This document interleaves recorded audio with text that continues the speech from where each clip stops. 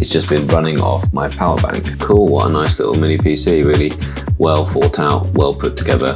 Thanks ever so much to GMKtec who have sent me this one. This is the Knuckbox G2 and it's an N100 mini, so that's just Intel's 4-core, 4-thread, very simple x86 processor. This is the first time GMKtec have sent me one of their machines and I'm fascinated to try it out. This is very much at the low end of computing, but just look how small that thing is. Wasn't really expecting it to be quite that small, to be quite honest. And I'm used to mini PCs and I've looked at a lot of mini PCs. This is generally the size of a mini PC. This is the B-Link EQi12 and you can see the difference is huge. And I've looked at a lot of, well, the N100 series, I suppose. This Melee computer here is an N150, which really I suppose is a similar volume, but just compiled in a different way. And I'm excited to have a little look at this, even though it's not going to win any power records, but because this is one of the cheapest mini PCs that you can buy and they're very popular for that reason. And please do let me know what you'd like to see me test out on this in the comments below. They've sent me the 512 version, so they've all got 12 gigabytes of LP DDR5. The difference is only $15 to go up from the cheapest one to the 512 version, so you might as well, to be quite honest. They're not showing a bare bones on their website now, but you could of course change that SSD for yourself in the future if you like. What else do they supply you with? Some details. 2 HDMI 4K 60, so HDMI 2.0s, DisplayPort version 1.4, power button on one side, 3 3.2 USB ports there. This is USB-C, just says USB-C, so it might only be for power. There's no other power input to the mini PC, and 2 1 gig Ethernets and a 3.5mm jack as well for your headphones. It's absolutely tiny. A bracket for mounting that wherever you would like to mount it. A lot of people will put them on the back of monitors. They give you an HDMI cable and they give you a power supply, but I'm interested to know, can this be powered directly from the GMKtec, which can give me 100 watts out? It seems that way. And you can see the little LEDs have come on at the base. Cool, let's give it a go.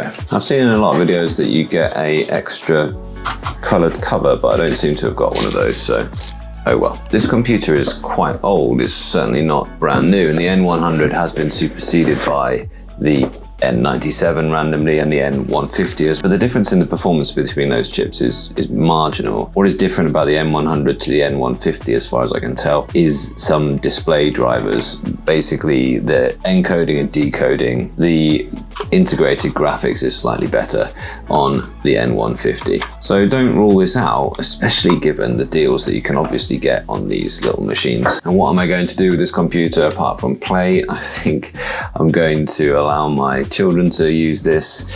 And yeah, I've just bought them a Raspberry Pi 500 Plus, and I'd like to see how they get along with this first. And really, I want to know whether do they need to learn to use Windows, or actually can they get everything they need for their computing from Linux. But I'm certainly keen that they get to know a real computer. And yeah, there you are. That's pretty cool that it is running quite happily from the power brick there and just drawing 6 watts. I've seen it go as high as about 9 so far. I don't know why they feel the need to say it's an ergonomic design, do you? It's small, okay, fine. But the top can be just spudged straight off, look. And this is how you can replace them with different colors if you fancy it. And you can see you can easily get access to that rather small SSD. This is at SATA speed, so don't get too excited about that, because though it is that M2 form factor, it's not running at the PCIe speeds, it's running at SATA speeds. Still though, very cool, you can easily access that and replace that should you wish to upgrade that storage there. And then I won't do it while it's on, but we'll have a look. You access the rest of the motherboard from the base here as well. It's obviously not doing much yet, but it's certainly being very quiet at this point.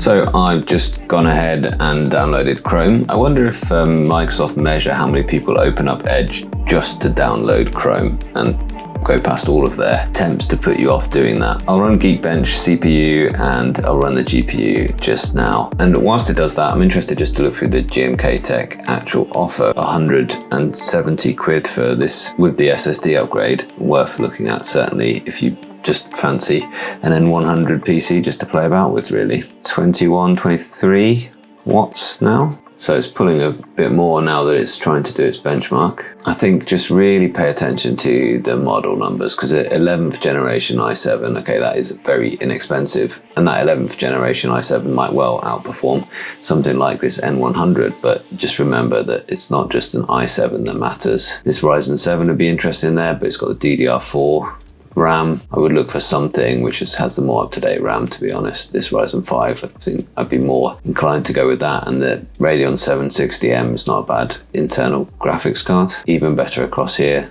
These are the ones that I'm more interested in, the higher powered ones, whether you really want to get an AI PC, unless you're doing AI related things. That one looks quite interesting though. That's the Evo T1, this one here, and that 820 quid was the bare bone. No deal on the highest storage, but actually that's not a bad deal there. And does it have an Oculink? I think it does. Yeah, you got Oculink there.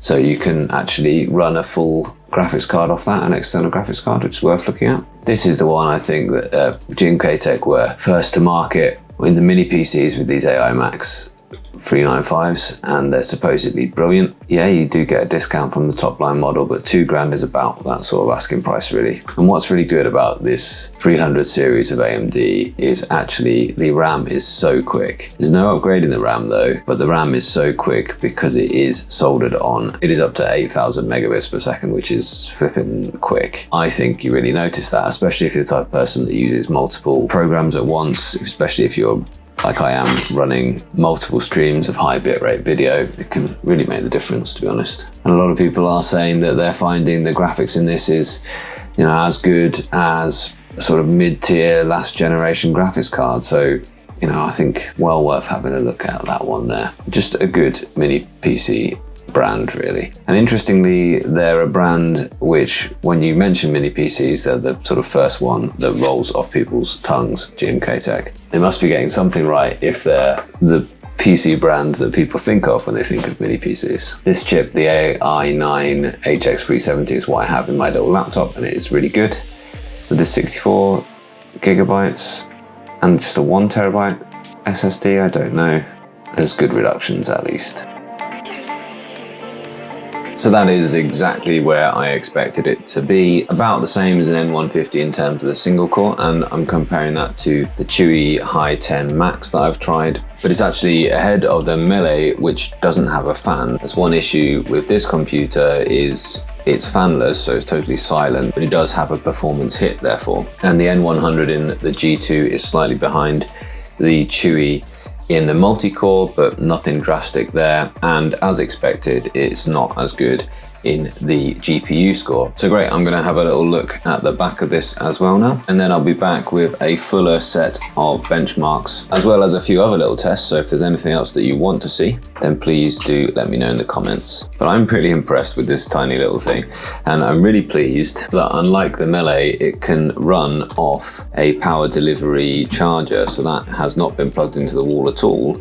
It's just been running off my power bank. The Melee needs a 12 volt power supply. It comes with a warning to only use its one. And of course I tried with a power delivery, but it wasn't having any of it. You can see the 2 screw holes they give you to mount the PC. And of course, as a tech reviewer, I must mention these rubber feet. They get around the core issue of rubber feet that you have to remove them when you want to take the screws out by making them actually donut shaped, meaning that the screwdriver can still access the screw. However, they haven't glued these down. So they are rubber feet that are not glued down in such a way that you can't unscrew the thing, but they're not glued on, so they're just gonna fall off. Surely, why haven't they already fallen off? Who knows? Just be aware there, when you pull that off, that actually it's attached by a ribbon, because the base has its own PCB to control the LEDs. So there we are, we can see nothing surprising at all there, but quite a substantial fan there. Some copper heat pipes as well to take that heat away from the CPU into this nice heatsink. I can feel it's got a little bit hot so far, and then the fan's just blowing it all out there. So actually that looks like quite a good system for removing heat from this system. And although it's a plastic body, I think that does look like it'll do enough of a job to get the heat out of that. Cool, what a nice little mini PC, really well thought out, well put together. And the CPU is going to be somewhere underneath that fan there. But I don't think there's anything to upgrade under there as well. I'm guessing the RAM is part of the PCB as well, so not upgradable. And there are no options. It's all the free options are 12 gigabytes of RAM. Are they held down by the screw? So there we are, rubber feet, still an unsolved conundrum for the tech reviewers, especially the sarcastic ones. The debate will rage on. But thanks GMKtec for sending this out for review. I'll be back with a full suite of benchmarks. And meanwhile, let me know if there's any other GMKtecs that you'd like them to send me out to review. If there's any particular models you're interested in. This is the miniest mini PC with a fan in it that I've seen so far. It's quite a lot of PC for not a lot of cash. When you consider that a Windows 11 license is officially in the region of £100, then it's quite a lot to like.